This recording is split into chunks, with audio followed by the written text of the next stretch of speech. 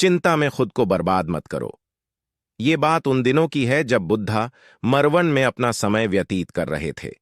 इस समय तक बुद्धि की प्रसिद्धि दूर दूर तक फैल चुकी थी।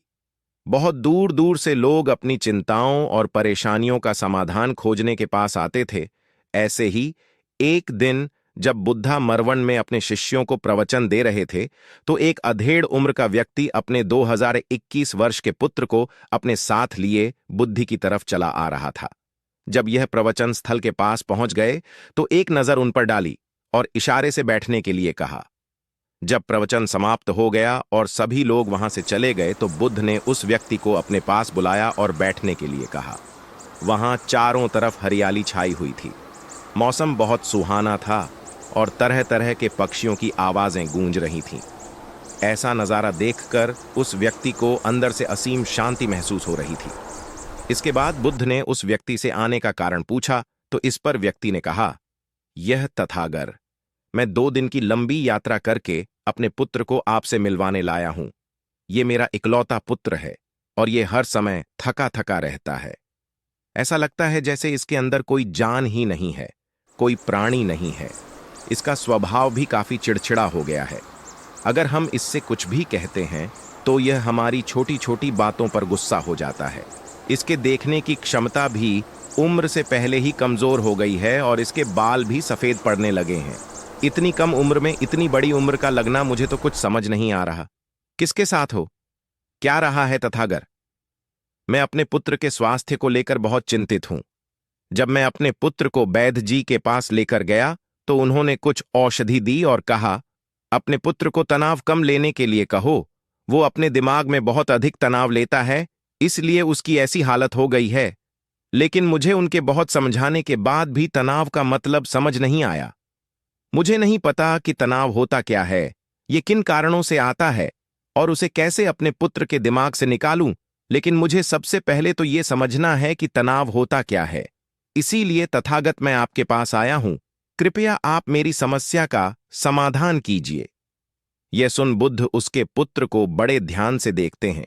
उसके चेहरे को देखते हैं, उसकी आंखों को देखते हैं और फिर उसके हाथों की नब्ज को भी देखते हैं। यह सारी विधि करने के पश्चात बुद्ध उस व्यक्ति से कहते हैं, तनाव लेना तो कोई नहीं चाहता, लेकिन फिर भी यह तनाव लोगों के दिमाग को दीमक की तरह पकड़ लेता है और व्यक्ति जान भी नहीं पाता कि वह तनाव में जी रहा है। लेकिन अगर व्यक्ति तनाव के कारणों को अच्छे से समझ लेता है और तनाव के बारे में कोई ऐसा पैमाना बना लेता है जिससे वह जान सके कि वह कितने तनाव में है, तो वह इस समस्या का समाधान भी खोज सकता है। सबसे पहले तो तुम ये समझो कि तनाव होता क्या है। जब भी कोई व्यक्ति कोई काम कर रहा होता है, लेकिन उसका मन कहीं दूर भटक रहा होता है, कल्पनाओं में होता है, तो उसके शरीर और मन के बीच एक दूरी पैदा हो जाती है। यह दूरी जितनी अधिक होगी, व्यक्ति उतनी ही ज्यादा बेहोशी की अवस्था में होता है और शरीर व मन के बीच की इसी दूरी, इसी खिंचाव को तनाव कहा जाता है। आखिर कोई पसंदीदा खेल खेलने के बाद व्यक्ति चुस्ती और प्रसन्नता से क्यों भर जाता है, जबकि उसने तो अपने शरीर को थकाया है। लेकिन समझने वाली बात यह है कि खेलते समय मन और शरीर एक साथ पूरी तरह से उस खेल में केंद्रित होते हैं, जिससे शरीर और मन के बीच दूरी पैदा नहीं होती और कोई तनाव पैदा नहीं होता। और अगर दिमाग में कोई तनाव था भी, तो वो भी दूर हो जाता है। लेकिन इसके विपरीत, जब हम कोई ऐसा काम करते हैं जो हमें पसंद नहीं है, तो हमारा ससुर तो उस काम को कर रहा होता है, लेकिन हमारा मन कहीं दूर कल्पनाओं में भटक रहा होता है, जिससे शरीर और मन के बीच एक दूरी पैदा हो गई और तनाव ने जन्म ले लिया। इसीलिए व्यक्ति को एक समय पर सिर्फ एक ही काम करना चाहिए और अपने तन और मन की सारी शक्ति उसी एक काम पर लगा देनी चाहिए, जिससे व्यक्ति के अंदर तनाव पैदा ही ना हो। इसके बाद बुद्ध ने कहा, तनाव पैदा होने के मुख्य 8 कारण होते हैं और जिसने इन कारणों को समझ लिया, वो जीवन भर तनाव मुक्त रह सकता है। मुख्य कारणों में सबसे पहला कारण है अति महत्वाकांक्षी होना।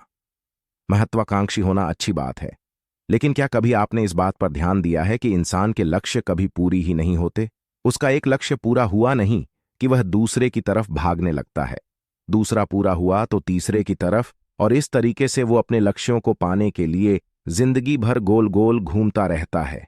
इसीलिए जो व्यक्ति अति महत्वाकांक्षी होता है, जिसने बड़े बड़े लक्ष्य बनाए होते हैं, वह वर्तमान में कभी रह ही नहीं पाता। उसका मन सदैव भविष्य की योजनाएं बनाने में ही व्यस्त रहता है।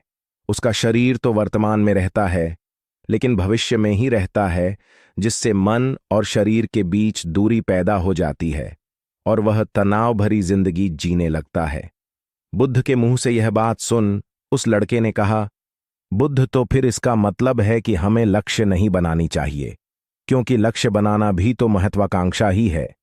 इस पर बुद्ध ने कहा, जीवन में लक्ष्य बनाना कोई गलत बात नहीं है, लेकिन समस्या तब उत्पन्न होती है जब वो अपना पूरा ध्यान उस लक्ष्य से मिलने वाले परिणाम पर ही लगा देते हैं और उसके परिणाम की चिंता करते रहते हैं। व्यक्ति को वर्तमान में जीना आना चाहिए। आप लक्ष्य बनाइए और उस लक्ष्य की प्राप्ति के लिए कड़ी मेहनत करिए, लेकिन साथ ही साथ आपको इस बात का भी ज्ञान होना चाहिए कि आप अभी वर्तमान में जी रहे हैं और वर्तमान ही सत्य है। बुद्ध ने आगे कहा, तनाव का दूसरा सबसे बड़ा कारण है ईर्ष्या। जब व्यक्ति ईर्ष्या और जलन से भर जाता है तो उसका मन अंदर से सड़ने लगता है। ईर्ष्या एक आंतरिक घाव है। आंतरिक घाव यानी मन का घाव। व्यक्ति के शरीर का घाव तो भर सकता है, लेकिन मन का घाव कभी नहीं भर सकता। इसीलिए व्यक्ति को दूसरे की खुशी और तरक्की से कभी ईर्ष्या नहीं करनी चाहिए, क्योंकि तनाव का कारण है।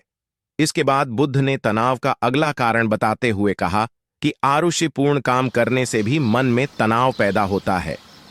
जो काम करना हमें पसंद ही नहीं है, जिसका में हमारी रुचि ही नहीं है, उस काम में हमारा मन लग ही नहीं पाएगा। हमारा शरीर तो वही बैठा रहेगा, लेकिन हमारा मन कल्पनाओं की उड़ान भरेगा, जिससे शरीर और मन के बीच दूरी पैदा हो जाती है और व्यक्ति तनावग्रस्त हो जाता है। इसीलिए इंसान को हमेशा अपनी रुचि के अनुसार ही कार्य करनी चाहिए। अगर व्यक्ति ने यह पता कर लिया कि उसे कौन सा काम करना पसंद है और वो उसी काम को अपने जीवन का लक्ष्य बना लेता है, तो फिर वो काम उसके लिए काम नहीं बल्कि खेल बन जाता है। फिर बुद्ध ने कहा, तनाव का चौथा कारण होता है किसी दूसरे से अच्छा रखना। बुद्ध ने उस व्यक्ति की ओर इशारा करते हुए कहा, एक पिता होने के नाते तुम्हारी अपने पुत्र से बहुत सी अपेक्षाएं होंगी कि तुम्हारा पुत्र एक बहुत ही कामयाब इंसान बने, तुम्हारा नाम रोशन करे, जैसा तुम चाहते हो उस तरह का जीवन जिए, तुम्हारी हर बात मानी। लेकिन क्या आज तक कभी किसी की सारी अपेक्षाएं पूरी हुई है? जब भी कोई व्यक्ति किसी दूसरे से कोई अपेक्षा रखने लगता है तो वो अनजाने में अपने लिए तनाव पैदा करने लगता है।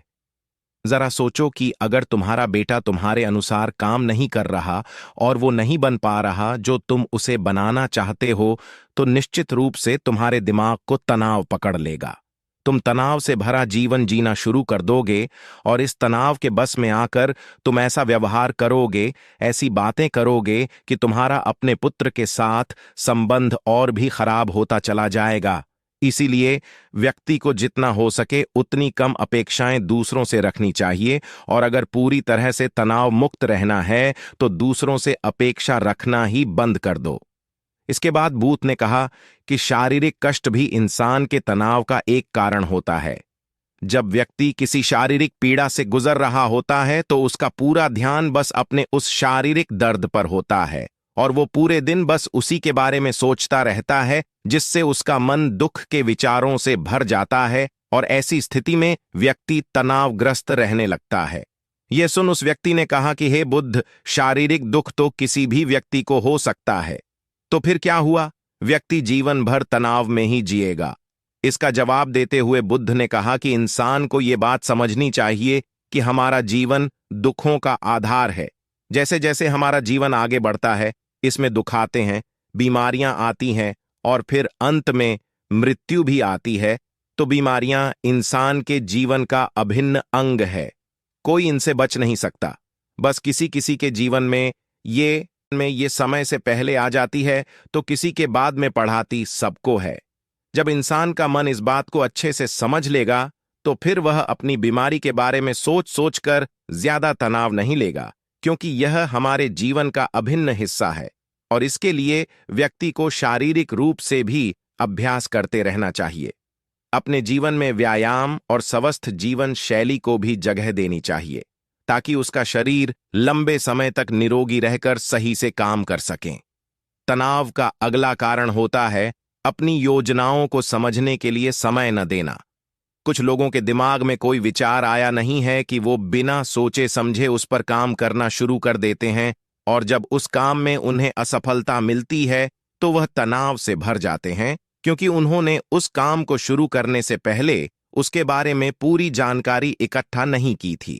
इंसान को कोई भी काम शुरू करने से पहले उसके अच्छे और बुरे परिणामों के बारे में ठीक से सोच विचार कर लेना चाहिए। इंसान को इस बारे में भी सोच लेना चाहिए कि अगर ये योजना सफल नहीं हुई तो फिर इसके बाद मैं क्या करूंगा।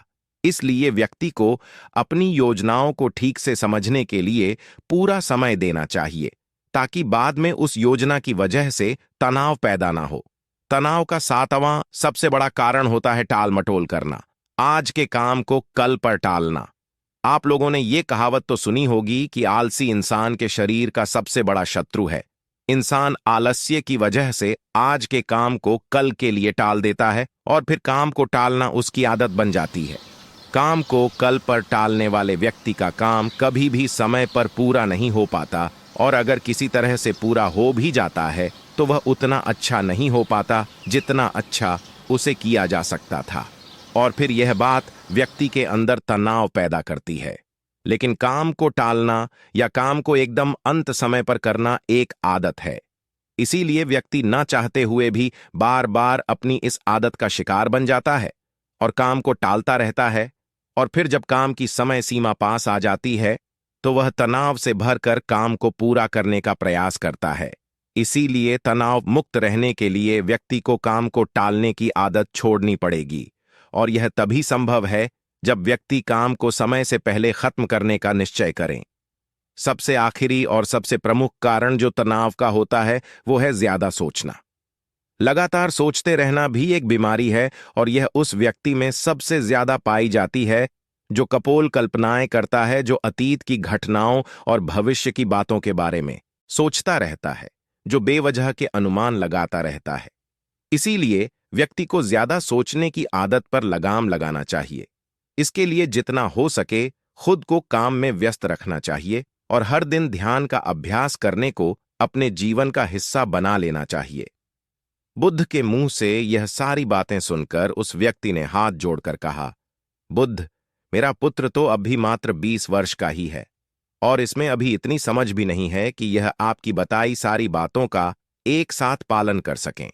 आप कृपया करके तनाव मुक्त रहने का कोई आसान सा तरीका बता दें जिससे मेरा बेटा उसका अनुसरण भी कर सके और तनाव मुक्त भी रह सके। उस व्यक्ति की यह प्रार्थना सुन बुद्धि ने कुछ सोचते हुए जवाब दिया, अगर तुम इतनी सारी बातों का पालन नहीं कर सकते तो इसके लिए एक बहुत ही आसान विधि है। तुम एक बार में एक काम को करने पर ध्यान लगाओ भी काम कर रहे हो, उस समय पर सिर्फ उसी काम को करो, सिर्फ उस पर ही अपना पूरा ध्यान लगाओ, और अगर तुम्हारा मन इधर उधर भटक जाता है तो जैसे ही तुम्हें याद आए उसे वापस फिर उसी काम में लगा दो। ये सबसे आसान और अच्छा तरीका है तनाव मुक्त रहने का। जब तुम भोजन करो तो उस समय सिर्फ भोजन ही करो, उसके पूरे स्वाद का आनंद लो, उसी अनुभव करो। जब चलो तो अपना पूरा ध्यान सिर्फ चलने लगा दो। इससे तुम्हारा मन और तुम्हारा शरीर दोनों एक जगह पर केंद्रित रहेंगे, दोनों के बीच दूरी पैदा नहीं होगी जो कि तनाव का मुख्य कारण होती है। दोस्तों, आज की युवा पीढ़ी एक ही समय पर दो दो तीन तीन काम करने के आदी हो चुकी है, जैसे फोन पर बात करते हुए गाड़ी चलाना, खाना खाते हुए टीवी देखना, ये फोन चलाना, और फिर इनकी शिकायत रहती है कि मैं तनाव में जी रहा हूं, मेरा मन शांत रहता है, मैं चिड़चिड़ा सा हो गया हूं। जब कोई व्यक्ति एक ही समय पर तीन तीन काम करेगा तो तनाव पैदा होना तो स्वाभाविक है, क्योंकि दिमाग तो एक समय पर पूरा ध्यान लगाकर सिर्फ एक ही काम कर सकता है। पूर्ण रूप से एक ही समय पर दो कामों पर ध्यान कभी नहीं लग सकता। इसीलिए जहां तक संभव हो सके एक समय पर सिर्फ एक ही काम करने का प्रयास करें, वो भी पूरे ध्यान के साथ। दोस्तों, आशा करता हूं कि आपको इस स्टोरी से काफी कुछ सीखने को मिला होगा। सोचता रहता है, जो बेवजह के अनुमान लगाता रहता है। इसीलिए व्यक्ति को ज्यादा सोचने की आदत पर लगाम